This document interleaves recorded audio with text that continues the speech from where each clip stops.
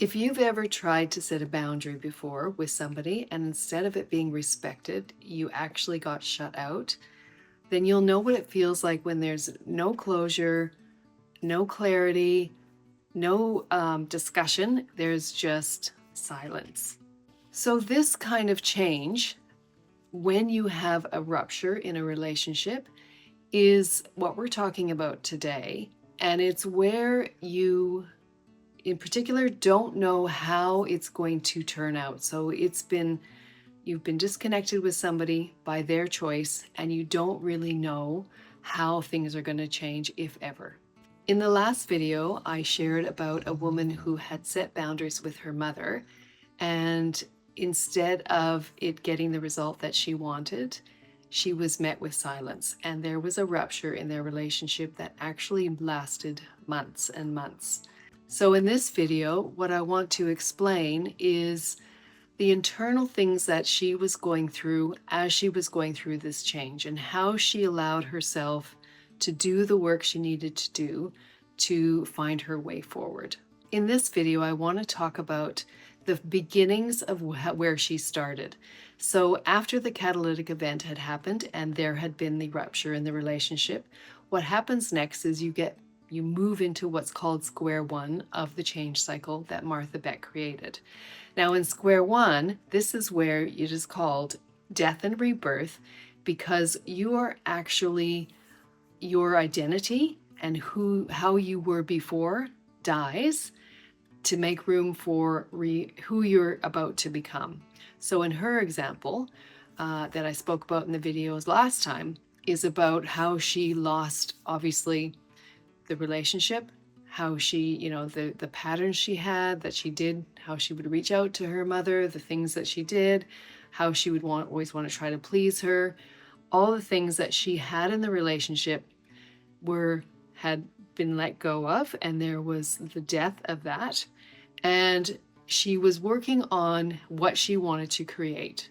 So definitely during this time in square one, it's really destabilizing because everything as you know it gets shaken up. Your daily routines, if you had been the person who contacts, you're the person in your family regularly, or you always checked up on them, or you did certain things, it just ends. So everything that you know in how you take actions stops. It becomes different. So you're finding your way. It's like your foundation, your footing is unstable, and you don't really know what you're supposed to do in this new scenario because everything is in flux. So we're going to talk a little bit today about how you work through square one. When you're in square one, there's two main things that you're going to be needing to allow yourself to work through in order to get through square one. They're grieving and disbelieving. So, of course, in this situation of this woman who was separated from her mom or disconnected from her mom, she needed to go through feeling the emotions of this relationship ending. So the grieving might look like, as we know with shock, it might be pain, fear, frustration, guilt, panic, all of the emotions that will start to surface based on losing something that you had before and it's no longer there for you. So working through the emotions is a really big piece of the grieving that needs to be done when something stops. So even the way she had been, she's grieving the letting go of that. So she had a very clear way of acting. She had her patterns, that's how she showed up with her mother. Those things were being let go of. And even though they didn't work for her fully, we still grieve something that is no longer. So it's allowing yourself to really feel how maybe it served you to show up in a certain way, or how, you didn't have to think about it. So all of these pieces and whatever it is for you showing up, allowing it to come and to grieve that is changing, and you're letting go of something that no longer serves you. It doesn't mean it's easy. It's still hard, even if it's something you're letting go of that didn't work. So there'll be all sorts of grieving depending on which part of it that you're thinking about. So when you're grieving, one of the most important things you need to do is to make safe space for yourself where you can be still and allow yourself to process it. And if need be, reaching out to get help if it feels like there's something that you need support with. In death and rebirth, this is a time when your nervous system is actually going into survival mode. So there's a lot of protecting of yourself, and you're really needing to meet these basic needs that you're having. And allowing yourself to really be supported and protected in your own way that you need to be is important in the grieving and disbelieving stage. So making sure that you have the support is really, really key. The second thing to really remember is that what you're feeling doesn't mean that you're broken or you're weak or there's something that you can't handle. This is all part of the process of change. So it's allowing yourself basically to break down the parts of you that you had and then eventually to rebuild them in a way that now is aligning more with who you want to be. And I like to talk about this, and I'm sure that I've heard it other places as well, is really thinking about Lego. So as you were with Lego, you were all made up of pieces and parts that you created into this Lego person that you were. That all breaks down, and then with those pieces, some of them you let go of. You don't want to use those pieces anymore, or they were taken away from you. And the ones that you're remaining, you're rebuilding and adding to them in order to create who you are becoming. So this is a stage that is really about breaking down so that you can rebuild. So when you create this safe space, it allows you to really be able to feel in a way that is not judged. You feel like you can fully feel your emotions.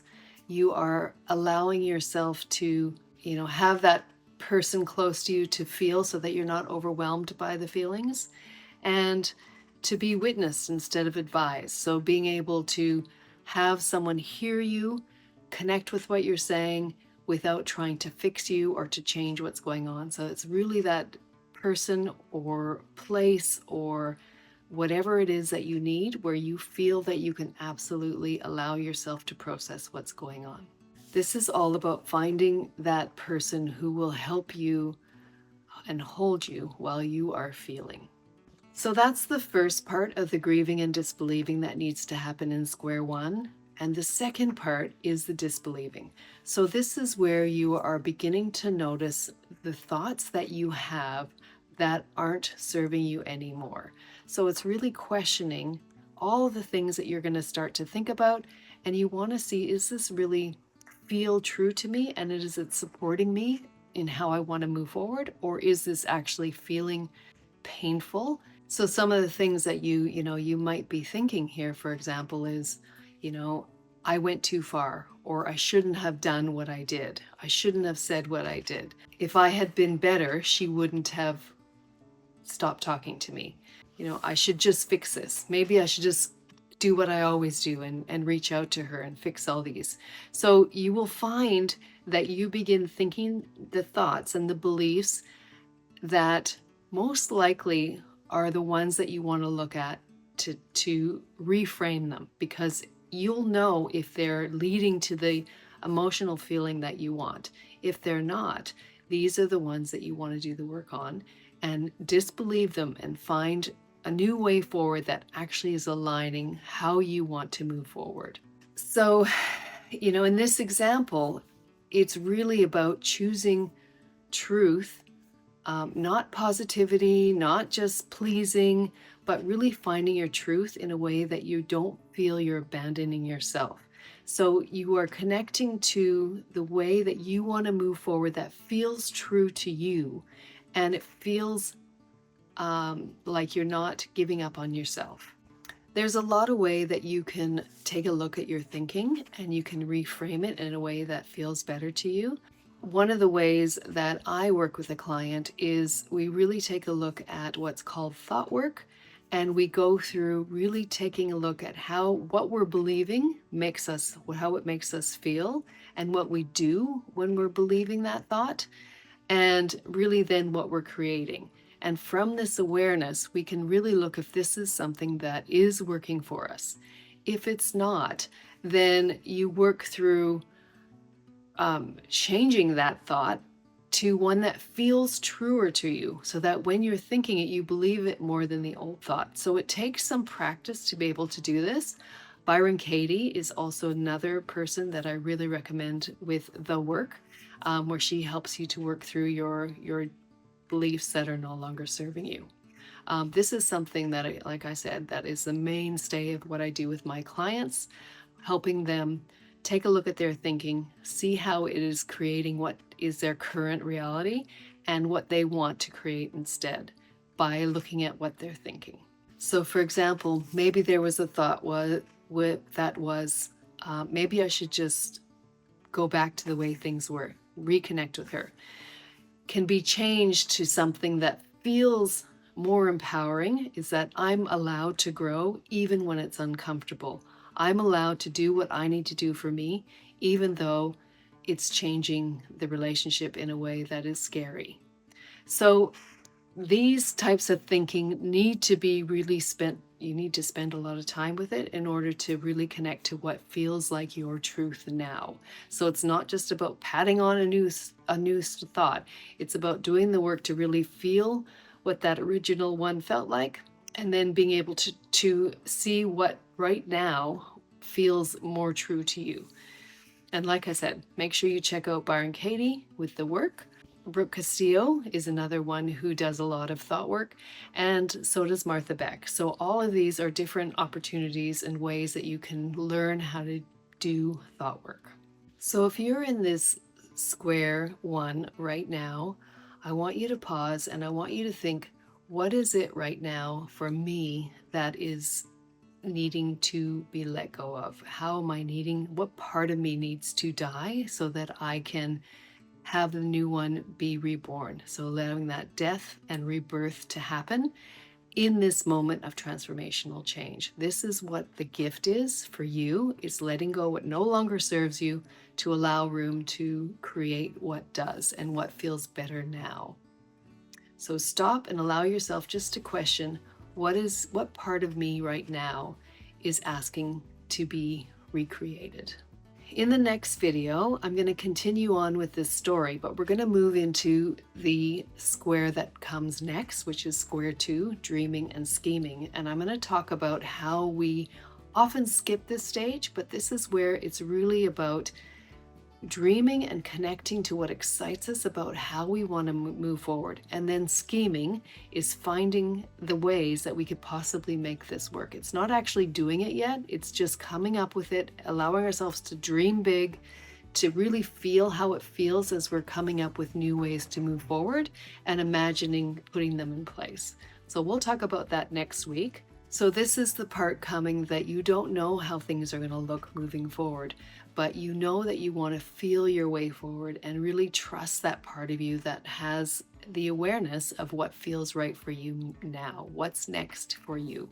So remember that if you're in this stage, square 1, where feels very destabilized, where you feel like everything is not how you knew it before, this is actually nothing to do with being broken. This is about change. This is about how you are allowing yourself to embrace growth and learning and recreation of who you want to be moving forward.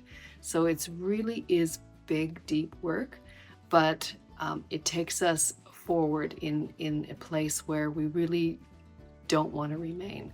So that stuck feeling is leading you to be able to make the shifts that you want to make moving forward. So remember, you're not stuck, you are becoming and you are finding your way. All right, I look forward to talking to you more about this topic, about the change cycle, next week. So I look forward to seeing you then, and please reach out if you have any questions or comments. I'd love to hear, and I look forward to seeing you again next week. Bye for now.